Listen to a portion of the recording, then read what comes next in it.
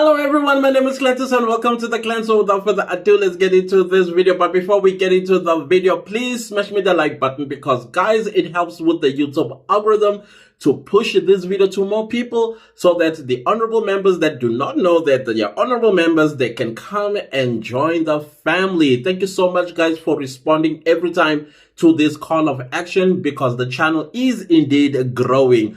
I saw a comment the other day, it's like, why do you do this? Do you do this for following? And I'm like, this is YouTube.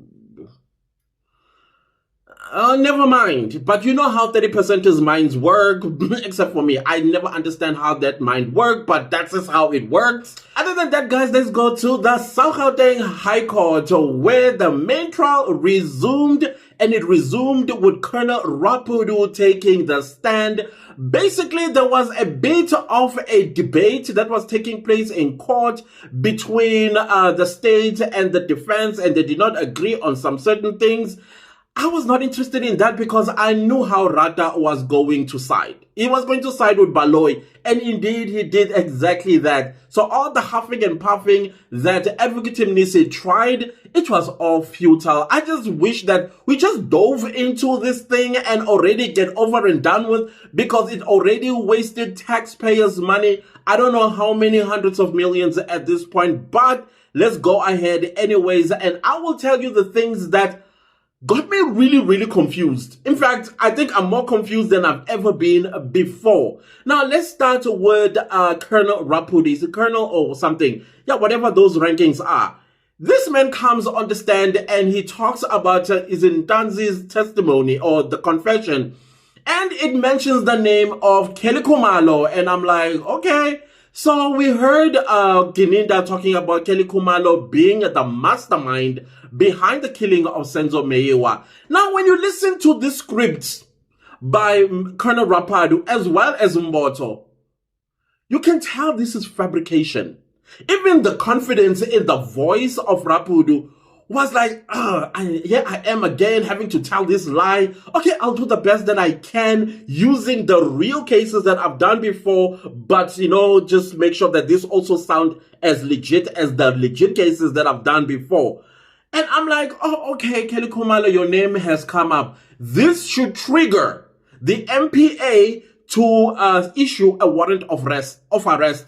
This weekend, we must hear that Kelly Khumalo was arrested. And she will be brought on Monday at the magistrate's court to greet the magistrate, and then the whole process of what you call this, and the whole process of a bail and what have you, to a point where she is brought to join accused number 1 to number 5, and her as accused number 6.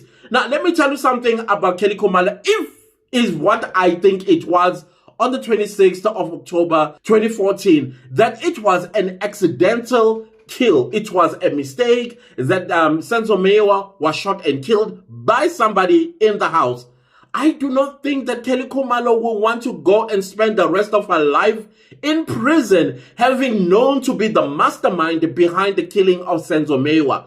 I don't think so. This is the end of the road for whoever pulled the trigger and killed Senzo Meyiwa, because no way that Kelly Khumalo is not going to sing like a canary. Unless she said, I'm going to take this money and I am going to lie on the stand and pin everything on me, and I am willing to go spend the rest of my life in prison and abandon my children and abandon a career that has already made me a multimillionaire. I'm going to abandon all the lifestyle that I've been enjoying. No, please let me go and implicate myself on the stand. I do not think that is what is going to happen when it comes to Kelly Khumalo being arrested to start with. She is going to sing. She's going to sing either while she is held in custody by the police, or she's going to sing at the magisterial level, or we're going to hear that Kelly Khumalo has made a confession, and then we're going to go through the whole trial within a trial again. I think if she is going to be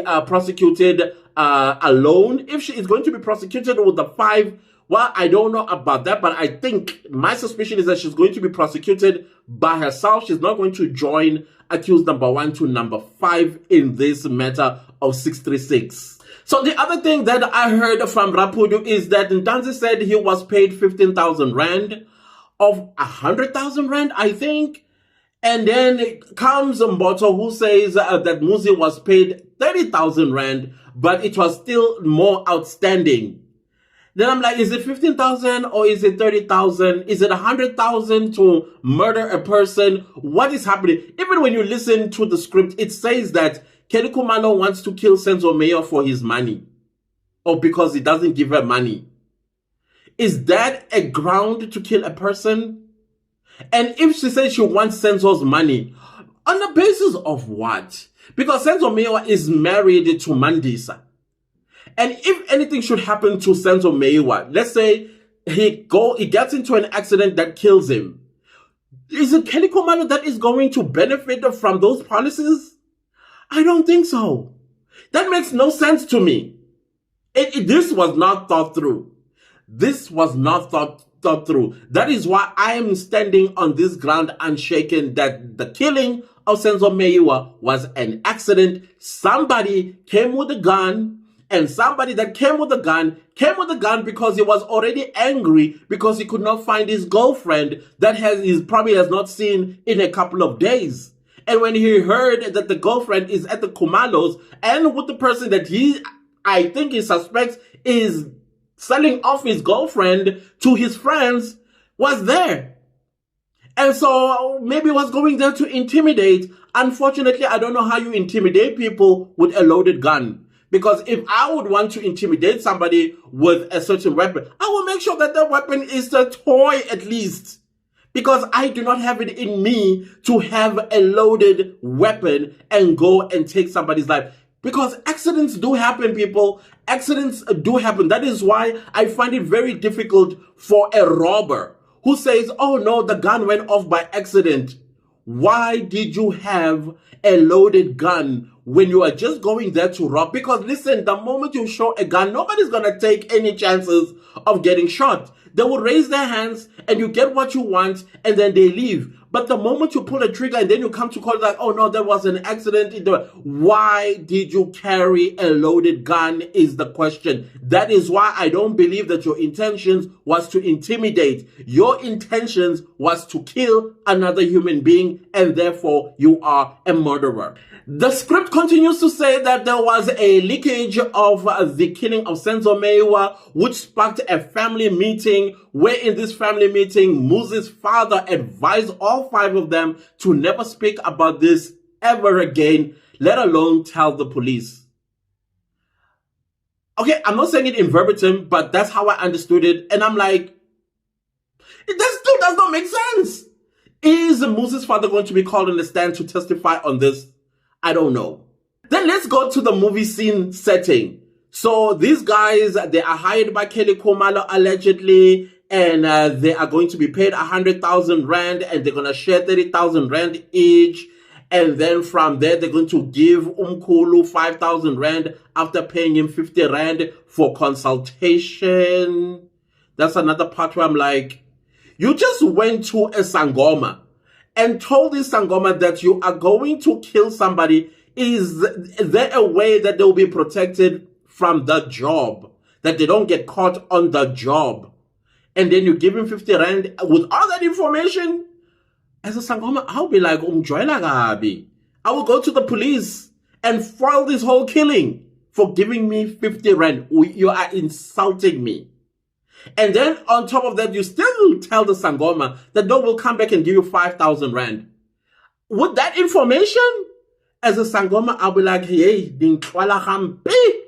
I'm trying. No, think of yourself as a Sangoma and you're hearing something this huge about a huge celebrity of the country that is to be killed. Or killed, for that matter. Don't you think this is a way of clouting as well, so that you get more clients, people that will always appreciate you for having foiled the killing of Senzo Meyiwa, their hero? I don't get it. The script did not make sense to me whatsoever. And the other part that really got me confused is the number of the killers that went to the Khumalo house. There were 3 of them. And then inside the Khumalo house, apparently, Muzi and accused number 3, not Muzi, Ndanzi and accused number 3, they saw 3 people, that being 2 women and Senzo Meyiwa. But we heard that there were 6 people or 7 people that were in the house. No evidence. What's happening with that? And then outside, you have 3 people, right?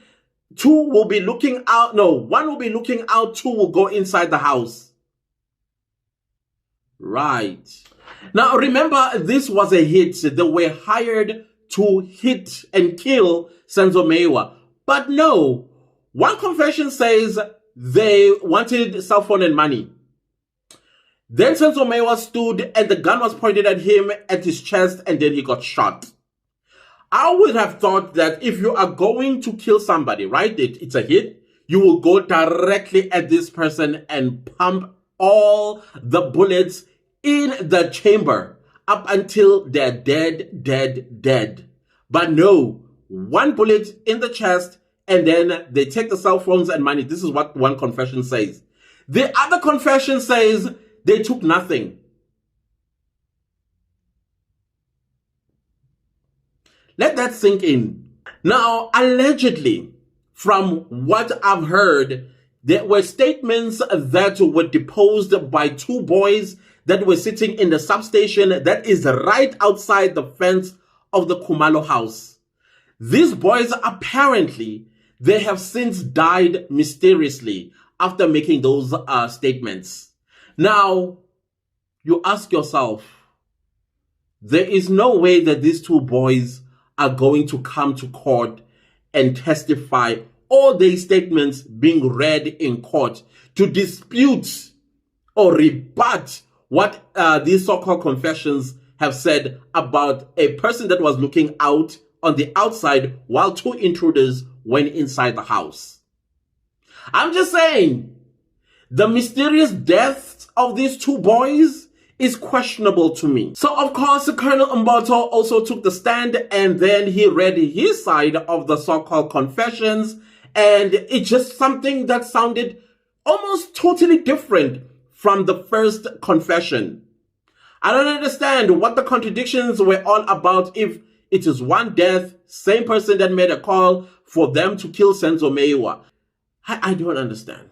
Then another thing that we heard in these so-called confessions is the murder weapon belonging to Marco. I'm thinking Marco is accused number 3. And then that murder weapon was sold to somebody in KwaZulu-Natal. But in 2015, the same gun that was sold to somebody in KwaZulu-Natal was found in accused number 3's room. Remember, the police went to his room where he was staying somewhere in Town, and then on top of the wardrobe, they found a blue box. Inside the box, it had a gun and ammunition. And then we also found out from one of the investigating officers that the bullet head of this particular gun was found behind a glass jar at the Khumalo house kitchen. So was the murder weapon sold, or was the murder weapon found in accused number 3's room? Which one is it? If it was sold, then that bullet head, where did it come from? Both Colonel Mboto and Rapudu, they are adamant that these confessions were done in their presence and they stand by them. I was like, okay, cool. I don't have an issue with that, but the contradictions are definitely noted.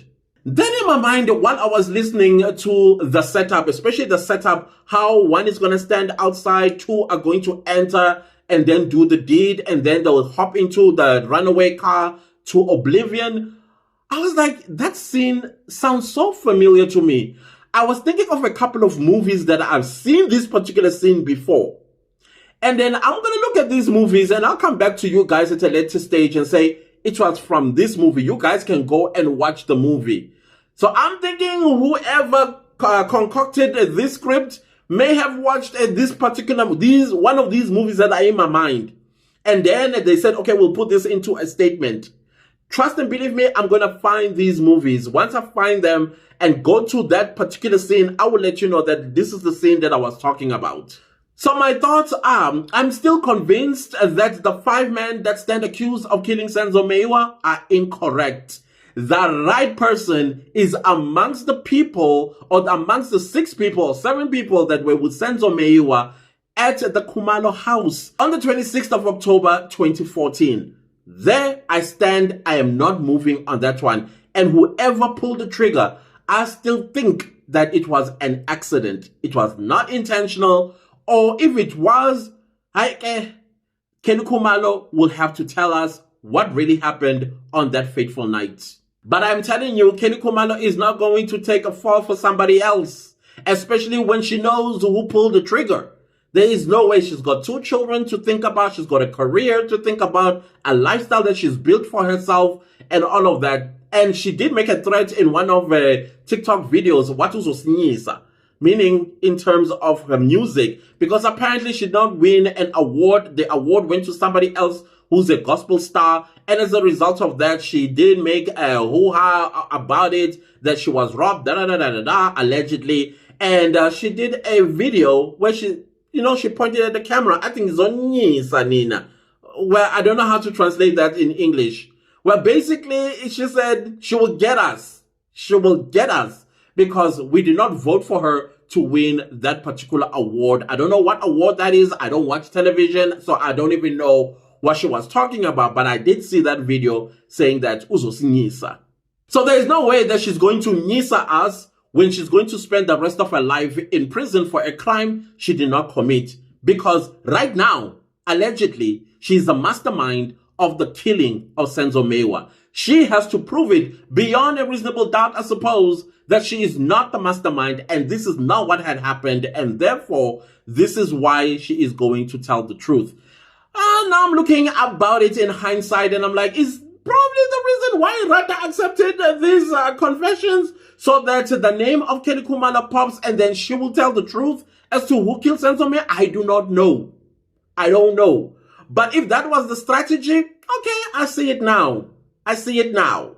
But other than that, guys, if you like the video, give it a like. If you didn't like the video, give it a like. Anyways, do subscribe to my YouTube channel. And don't forget to click the bell notification so that you get notified every time I upload a new video. Thank you so much to everybody that's super thanking the channel. I highly appreciate you guys so very much. I did see the super thanks of yesterday, guys. I'm not ignoring you. It's just that there has not been electricity for the past, almost 20 hours. I couldn't do anything yesterday on my, on my channel, and my inverter, I also forgot to charge it. So I was in dark city throughout, and I was like, oh my goodness, I need to say thank you. So I'm just going to say it here. Thank you so much, guys, for those super thanks. I highly appreciate you guys when you support this channel financially. Also, guys, leave me a comment down below and let me know what was your thought, or what did you take from the testimonies of Colonel Mboto as well as Rapudu. Do you think the script makes sense to you? Because to me, I'm left more confused than I've ever been. But anyways, let's see how it all goes when Kenny Khumalo is arrested and dragged before this court, or maybe she's going to have her own trial. I don't know, but I'm thinking she's going to have her own trial. That's my thinking. I don't know. We'll see how it all goes. Other than that, guys, share this video far and wide, and I'll see you next time with a new video. Goodbye.